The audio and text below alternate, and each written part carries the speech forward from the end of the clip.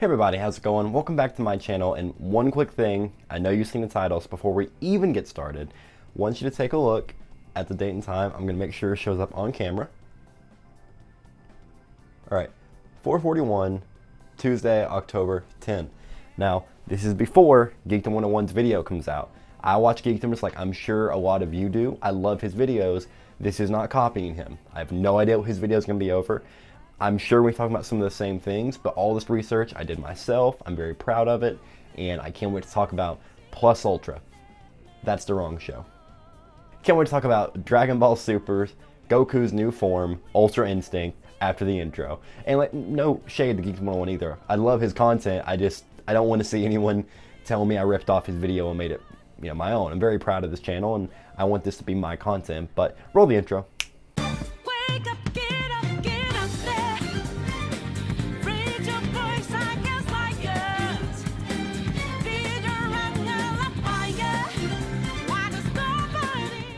Okay, so we're going to break this up into three different topics. We're going to do, well, not through videos, but we're going to be talking about what the form is, what could have influenced it, as well as breaking down how he got it. So first things first, what is the form? And Plus Ultra, that one was legitimate that time. Ultra Instinct is Goku's new form he achieved in the 1 hour special of Dragon Ball Super. I want to make sure the script doesn't fall. In which he was battling Jiren. He charges a Spirit Bomb, throws it, Jiren pushes it back, Goku's able to continue pushing it back, so it's just in a state of being pushed, and it ends up collapsing in on itself. The energy literally collapses in on itself like a black hole. Goku falls into it, vanishes from the arena, it looks like he vaporized himself, but we find out in such an epic scene that's not true. He was able to achieve a new state, not by absorbing the Spirit Bomb, very important, but we'll get into that later. But he is able to rise up from the Spirit Bomb's like crater, and he is now in this new form. So basically, you've seen it, blue aura, gray eyes. Let's talk about how he got it.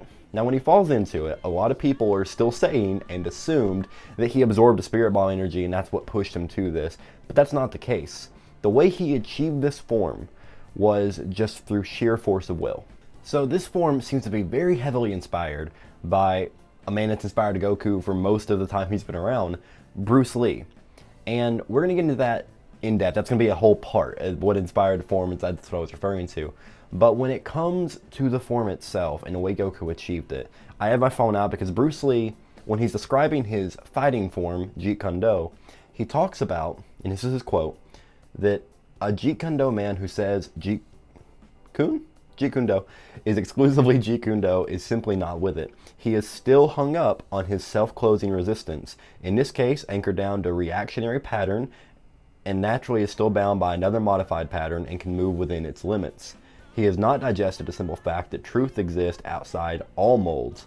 Pattern and awareness is never exclusive. Again, let me remind you, Jeet Kune is just a name used, a boat to get one across, and once across it is to be discarded and not to be carried on one's back. What it's referring to is, if you think about Goku's history, he's trained with Roshi, he's trained with King Kai, he's trained with so many people, and he's never had an exact style. He's adapted and stolen techniques from a bunch of other people. And this is exactly what Jeet Kune is about. It is about not having a rigid form.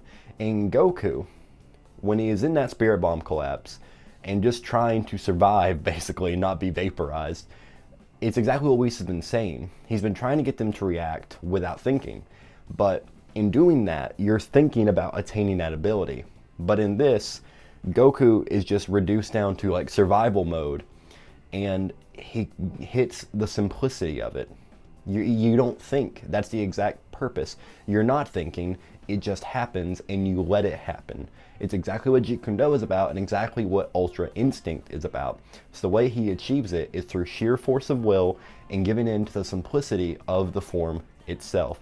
The Spirit Bomb is just the traumatic trigger that lets Goku do this and kind of helps him realize it. He's still trying to realize it, which is why, or realize how to do it again and continue to do it, which is why he falls out of the form, because he starts to overthink it. At least you could kind of assume that based off what happened. But now we're going to move on over to more about Bruce Lee and get really in depth about this form. Now, Bruce Lee is obviously a very famous fighter, if not the world's most famous, and a huge inspiration for Dragon Ball. Now, this is a slightly more scripted episode, which I'm sure you can tell, and I don't have a teleprompter, which I wouldn't use anyway, because I don't like to really have it be too rigid. But I do have notes here, so that's why you see me holding this, and just why, because it's quotes, I don't want to misquote the man. That's what we're going to be looking at. But Bruce Lee called the rigid forms, and in particular martial art competitions, like the old school Dragon Ball ones, but in real life, of course, he called them, or compared them to dry land swimming. He said it's not realistic, it's too rigid, it's too patternized, and exactly like you said, truth exists beyond all of that. And in a fight, you're not going to wait to, hold up, I have to take this stance so I can do this one attack. It's all about in the moment. You have to be adaptable. So he based his fighting style, or as he would call it, a lack of a fighting style, he based it off of water. Put water into a bottle, it becomes the bottle. You put it in a teapot, it becomes the teapot. Now water can flow, or it can crash. Be water, my friend. What he's saying there is that water is adaptable. You can't hurt water because it forms to you, it becomes you. And just like in fighting, you have to adapt to your opponent. It's the exact same principle. And what does Goku's aura look like? A bluish fire, but more like water, just flowing around him. Now, godly water with all the different like little particle effects in it, but water all the same, and that applies to the form. Your body's just adapting. You're not thinking. There's no form to it. This isn't like based off of training mental states. It's about simplicity and just giving in to being adaptable, becoming water, which is awesome. Just how close the parallels are between Jeet Kune and Ultra Instinct. I was reading it, and just so much fits when you look up Bruce Lee and the Jeet Kune. It's amazing just seeing like how well they pulled this into Dragon Ball Super. Be water, my friend. Be mindful and quick, but don't think too much about it. You're reacting. So a good martial artist is adaptable, according to Bruce Lee. And one of the attacks that he would always favor is the explosive attack, the one out of nowhere, where if you were to do a hit, you don't sit there, get a stance and wind it up. It's quick, fast, and it hits hard. Now, explosive, you think red. Now, we could see this is more reaching, getting away from it a little bit, but Ultra Instinct, we know this isn't the end of the form. We're gonna get into it in a minute, but we do know this form is gonna, in some ways, evolve, mastered, whatever you wanna call it. But we've seen a lot of promotional material, a reddish aura amidst all the blue. Now, you could take this as, instead of Kaioken or whatever, if he were to just get a hold of this form, this could be talking about the explosive aspect, where you are like water, you're adapting to all your opponents, he's adapting to Jiren, which they even talk about where as he's fighting Jiren, he hits quicker, faster, he's adapting to Jiren's speed at a very quick rate, mind you, but he is Goku, and Toriyama is Toriyama, and that's just how he's always been. But I'm proposing that the red aura is just a part of Goku when he has this form down. And it's just to show the explosive nature of it. Hidden in the water is an explosive force that as it's flowing around you will come out and hit you hard. Now, that is just, again, that part is just me reaching a bit. But it still works when you take the comparison between Jeet Kune and Ultra Instinct. Now, to dive in a little bit more, because I know this is a quicker video, but I wanted to get this out, and just because I'm really excited about it. Like, it was just so cool to see, like I said, the parallels between the two. But we're going to look at a few more things about this. When it comes to the eyes, that always struck me the most when I saw the form. Before we saw the aura in action, it was the eyes. Now, gray eyes don't have too big of a significance in Japan, at least from what I saw, but what gray is, it's really cool actually. You get gray when you mix red, yellow, and blue. Now, what do we know that's red, yellow, and blue in Dragon Ball? Super Saiyan, Super Saiyan God, and Super Saiyan Blue. Now, I'm not saying this form is a mix of all three. That would be insane, also impossible. But the colors, you're combining things from everything. Sorry, weird cut, I know, but I figured out a better way to explain it. You are taking the explosive nature of Super Saiyan, yellow, the just control, all around control of SSG, being able to control your body. Then you take the calm nature of red and blue, that it takes to achieve that form and have godly ki in general, as well as just the raw power that blue provides. That's what this form is. Those elements from all those other forms are in this one. So that could be significant to the gray eyes. Now, aside from that, which that's cool in and of itself, just all the small details that Toei is giving us, is that white does have a significance in Japan.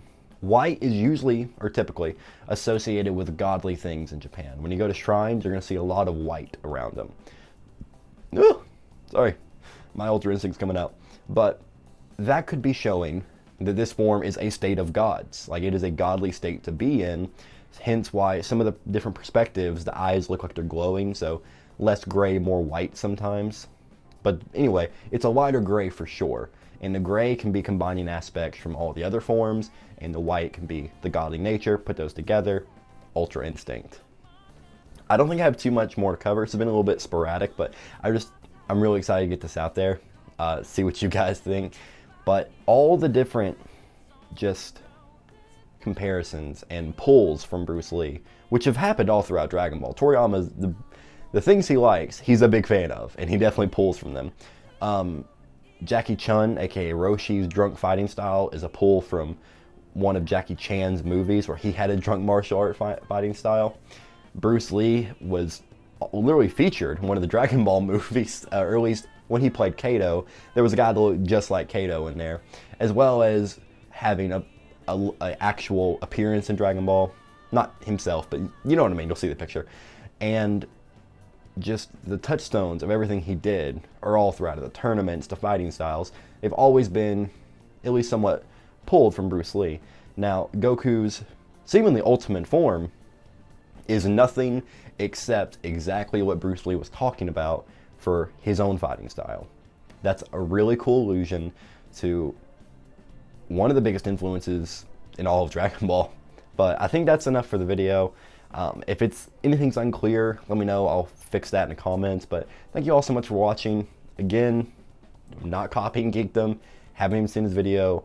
I love all of his content so much. Like, seriously, he's one of the reasons I do this. But I just don't want anyone to be attacking me, accusing me of just trying to cash in on his video, because I didn't. I knew about Bruce Lee being a big influence in Dragon Ball, and I looked up his fighting style, and the whole like water thing just stuck out to me. But anyway, in summary, let's give a last little roundup to this video.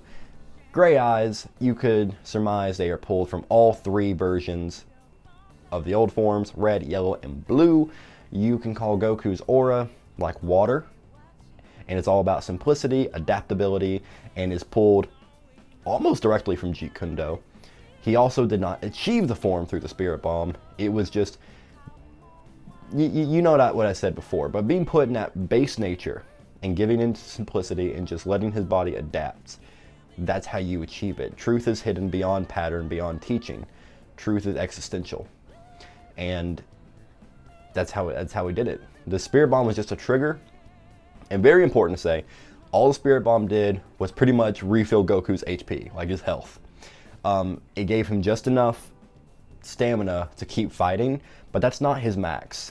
So when he recovers his stamina, really taps into this form and just gives into it, lets it wash over him, and just fully embodies Jeet Kune, Jiren's gonna have a bad day, guys. It's not gonna be pretty.